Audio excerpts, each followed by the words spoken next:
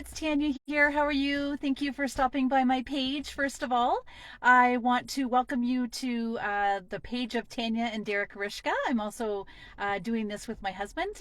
We are both digital online business owners, and we've been doing this for over 5 years, and we live here in Alberta, Canada.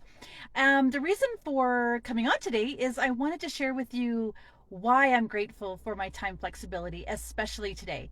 So, when you have a pet and you want to, do the best for them, you want to give them the best care possible. So today was actually all about researching how I can best care for our pet Neo. We have a Husky Malamute, in case you're not familiar with that. And before I go any further, if you want to leave where you're coming in from, we love to know how global we are, and I'd love to reach out to you after and connect with you and just give you a shout out. So thank you again for stopping by.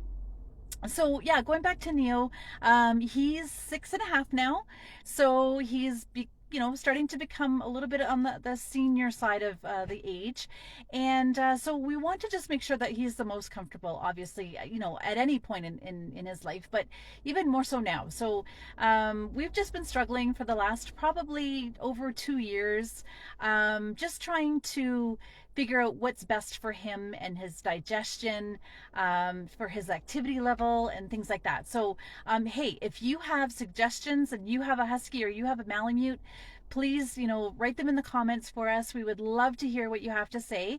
Again, it's just been one of those things. We've been trying different things out. We've got them on different limited ingredient foods. We started off at one point when we first got him. We knew that the chicken wasn't a good thing for him. It was actually causing him a little bit of issues. So we got rid of that first of all.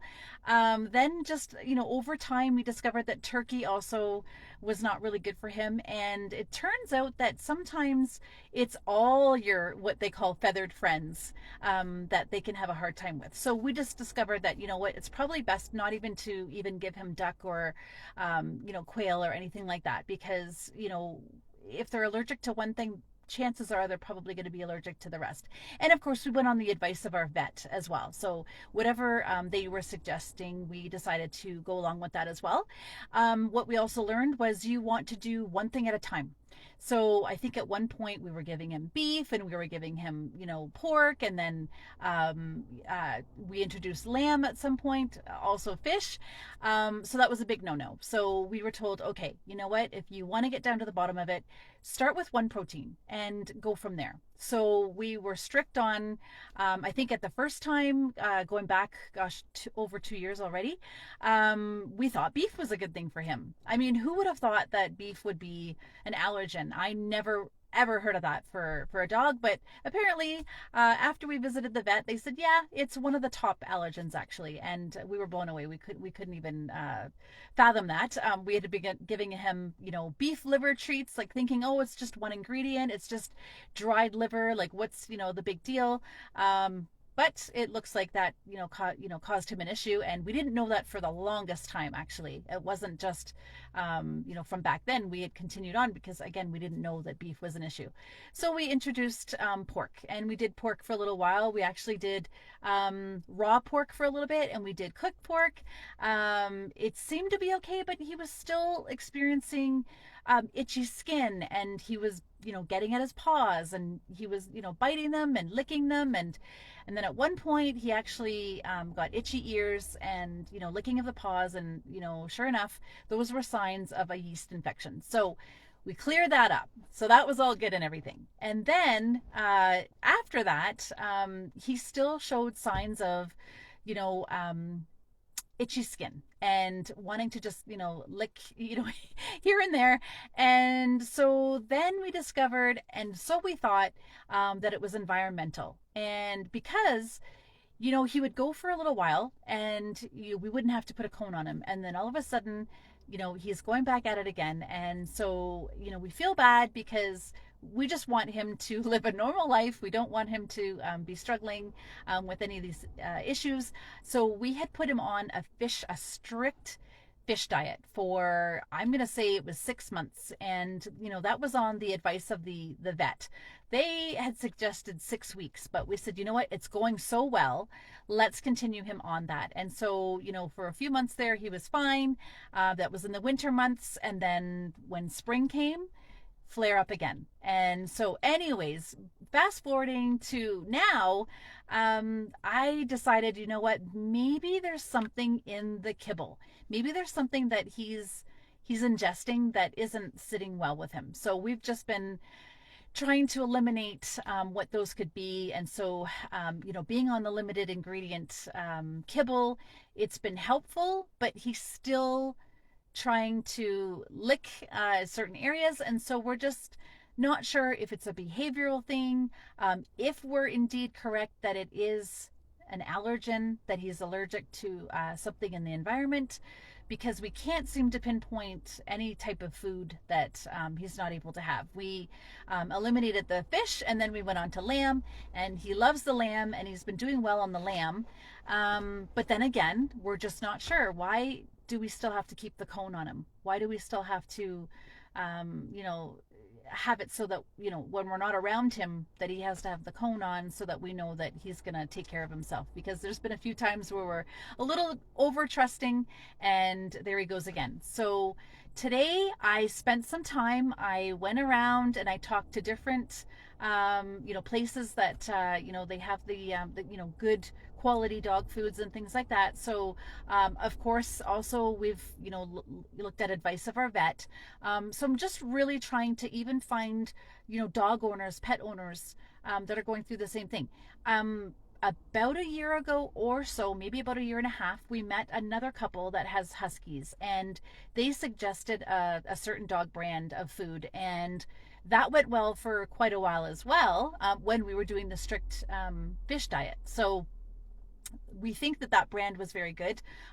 It was a good high quality brand, and the heat processing was low to cool, so you didn't have the high food processing, which is supposed to be not good for dog food, because that creates issues as well, especially on the high heat.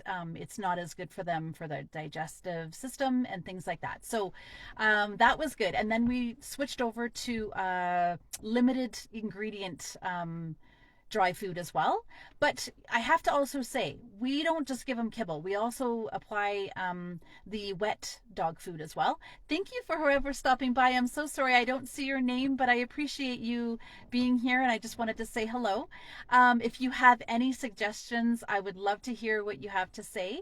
I was just saying that the limited ingredient kibble has helped, but I think we're not sure if lentils, peas, chickpeas, if those are good for his system or not. So I just wanted to say that I think what we've decided that we're going to do is we're going to try a raw diet for him. He is a husky.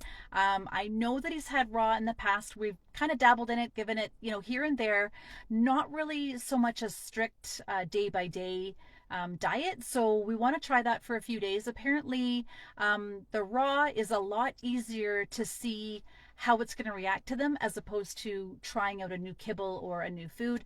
That could take, upwards of a month to 6 months to try that out. So the raw is apparently good to try for over just a few days. So we're going to give that a go. And so I'm grateful that I was able to take the time to do my research, also talk to people in person that personally have dogs as well, and just from the advice of these people that are in the industry, and they've seen a lot of different cases. So I appreciate the advice and the knowledge and the information and the expertise that they were able to give me, because I didn't know where to go next. And so what we're going to do that, and then we're going to add a probiotic. We just thought, the probiotic is very, very important.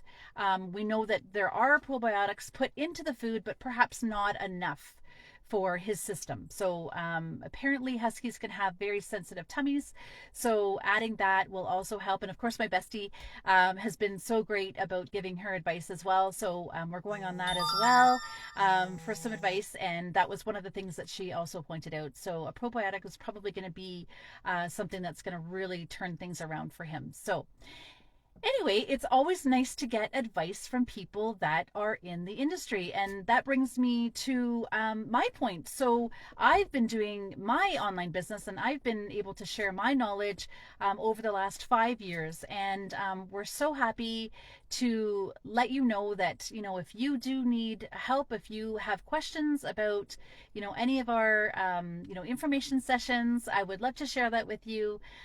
Just, reach out to me, message me, and certainly we'll make a connection, and I can share some of that with you as well. I know it's always great to know when someone has been doing something for a long time, you feel that much more comfortable and supported in whatever endeavor that you might be in. So just wanted to leave on that note. And again, I do appreciate you stopping by. If you have any suggestions, going back to, the topic at hand, I would love to hear from you. And thank you again for stopping by. I can't wait to get back on here again, give you some updates and let you know how Neil is doing with his new diet and his new schedule. So anyway, thank you so much. I hope you have a wonderful rest of your day, and we'll chime in again sometime soon. Bye for now.